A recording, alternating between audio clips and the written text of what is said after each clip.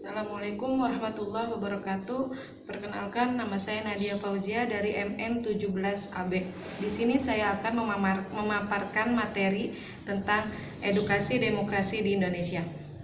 Sebelumnya, demokrasi adalah suatu bentuk pemerintahan di mana warganya itu dapat memiliki hak untuk pengambilan keputusan untuk dapat merubah hidupnya. Demokrasi juga mengizinkan warganya untuk berpartisipasi baik secara langsung maupun tidak langsung.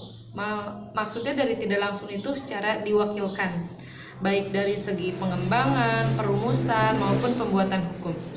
Di sini edukasi demokrasi di Indonesia, saya akan membahas tentang esensi demokrasi. Esensi demokrasi itu ditinjau dari dua istilah. Yang pertama, secara bahasa atau etimologi, yang kedua itu secara istilah atau terminologi. Untuk secara bahasa atau etimologi, demokrasi berasal dari bahasa Yunani yang katanya yaitu demos yang artinya rakyat dan kratos atau kertain yang artinya pemerintah atau rakyat. Maka apabila digabungkan menjadi dua, yaitu demos kertos atau demos kertain yang artinya pemerintahan rakyat. Dan yang kedua itu pengertian secara istilah atau terminologi. Untuk pengertian secara istilah itu diambil dari beberapa para ahli. Di sini saya ambil dua para ahli. Yang pertama itu menurut C.F. Strong. Jadi suatu sistem pemerintahan dalam mana yang mayoritas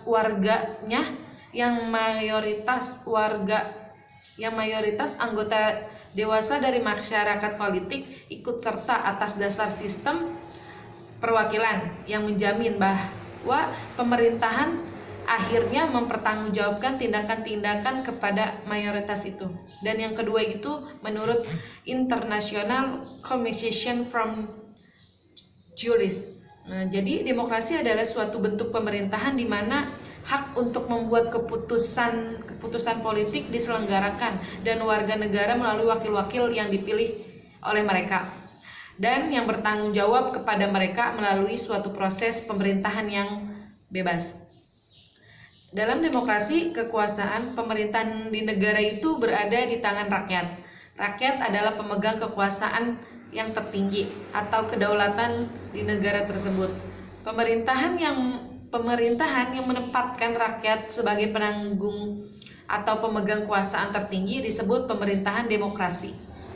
Pemerintahan demokrasi dapat dinyatakan pula sebagai sistem pemerintahan yang berkedaulatan rakyat. Jadi secara substantif, prinsip utama dalam demokrasi itu terbagi menjadi dua. Yang pertama itu kebebasan atau persamaan, dan yang kedua itu kedaulatan rakyat. Di sini saya akan membahas tentang kebebasan atau persamaan. Kebebasan atau persamaan itu biasa disebut dengan freedom atau equality. Kenapa salah satu prinsip dalam kedemokrasi itu kebebasan atau persamaan? Karena kebebasan atau persamaan itu pondasi demokrasi. Pondasi itu kan dasar.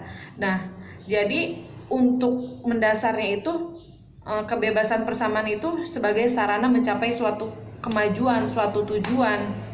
Dan yang kedua itu kedaulatan rakyat, biasa disebut dengan people sovereignty, atau itu membahas tentang kehendak rakyat untuk kepentingan rakyat.